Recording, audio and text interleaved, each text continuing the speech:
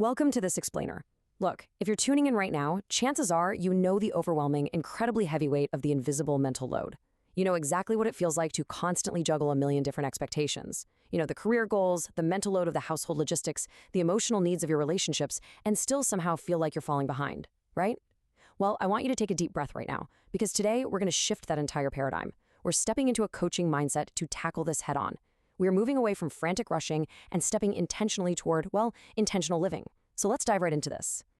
First off, I really want to validate exactly what you might be feeling right now. Your burnout, it is not a personal failure. It's actually just diluted energy.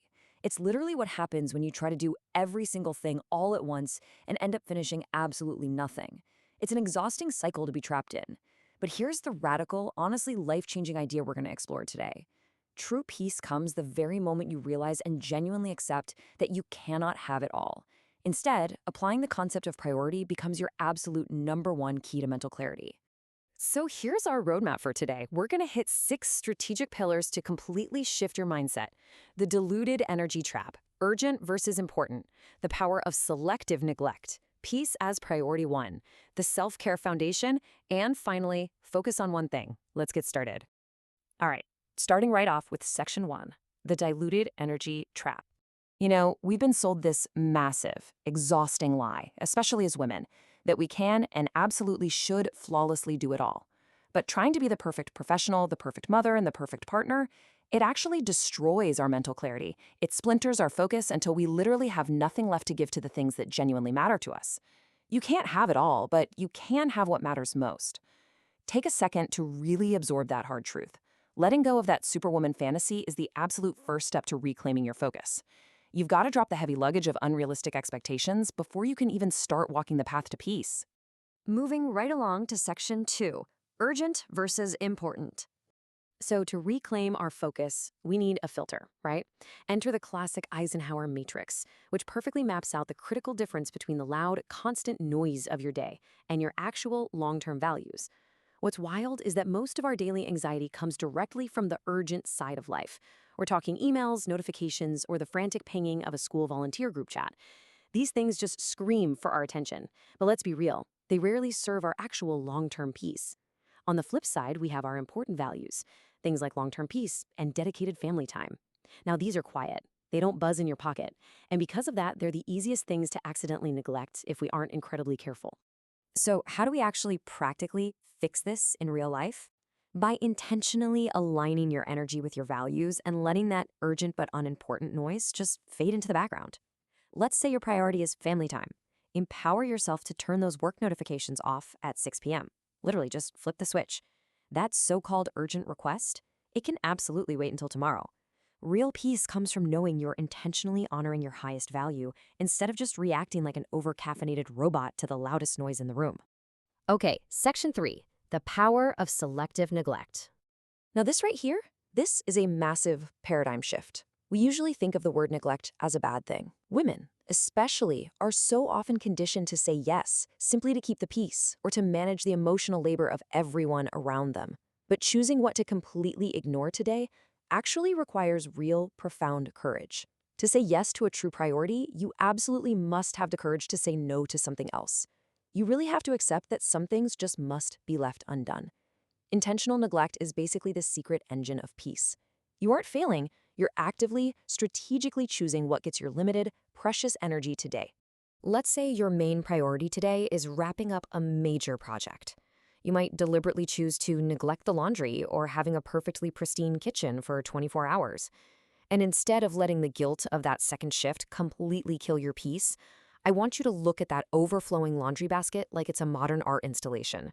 Seriously, feel proud of it. That mess is undeniable proof of your prioritization. You protected your main goal, and that is a win. Which brings us to section 4, peace as priority 1. It is officially time to completely dethrone our traditional metrics of success. Society constantly teaches us to make success, money, or the approval of others our absolute top priority. And what happens? We end up sacrificing our own sanity just to be liked or to appear highly capable to everyone else. But if you flip this dynamic, if you make inner peace your absolute permanent #1 priority, every single life decision suddenly becomes incredibly easy. Because you can literally just ask yourself this one ultimate filter question. Will this add to my peace or subtract from it? You've got to ask yourself this before accepting any new invitation, any new task, or taking on any new responsibility. It is your absolute ultimate compass. Let's say someone asks you to join the PTA or some neighborhood committee. Now, you already know it's going to be full of passive-aggressive emails and late-night drama. If peace is your priority, your answer is crystal clear. You kindly, gracefully decline. Sure, you might lose the quote-unquote status of being on that committee, but look at what you gain, the incredible, untouchable wealth of a quiet mind.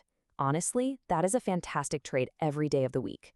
All right, moving into section 5, the self-care foundation. You know, prioritization isn't just some abstract mental exercise. It is a hard physical reality. Self-care is the absolute foundation of everything we're talking about today. It's not just some optional luxury for when you miraculously find spare time. You cannot pour from an empty cup. We have all heard the cliche, yet women in particular are constantly expected to just keep pouring until they are completely dry, expected to be the endless source of support for their families and workplaces. But listen to me. If you do not prioritize your own rest, your movement, and your nutrition, I promise you, your body will eventually force a break through illness or severe burnout. You simply cannot cheat biology. All right, let's make this super tactical. Step 1. Put your own well-being on your calendar first. Treat it exactly like a non-negotiable doctor's appointment. Step 2. If physical health is your priority, schedule a 30-minute walk before you agree to that morning coffee meeting. Block it out. Step 3. Realize that by fiercely protecting this foundation, you are actively maintaining the physical and mental energy you actually need to navigate the rest of your daily challenges peacefully. And finally, section 6, focus on one thing. You know that modern anxiety? The kind that makes your chest feel all tight? That is literally the result of trying to think about 10 things at once. We are so often told that multitasking is a woman's superpower. Well, actually, scratch that. It's not a superpower at all. It's just a one-way ticket to burnout. Real peace is the result of doing one thing at a time with total presence. At any given moment, just ask yourself, what is the single most important thing right now? If you're playing with your kids, make them the priority. Don't casually check your phone, don't draft emails in your head. By giving 100% of your attention to the current priority, you completely eliminate that exhausting split-brain stress. You find deep, situational peace right there in the present moment. So, to wrap up everything in this explainer today, just remember this one rule. If everything is a priority, nothing is a priority. Inner peace is simply the mastered art of choosing your vital few and intentionally dropping the trivial many. It is a daily, active choice you have to make. I'm going to leave you with a direct challenge right now. If you had to pick just 3 things, literally only 3, that are your absolute priorities for this week, what would they be? And is there anything on your current, probably bloated to-do list that is getting in their way? Take a really hard look at your life today. Protect your peace. Make the brave choice to neglect the noise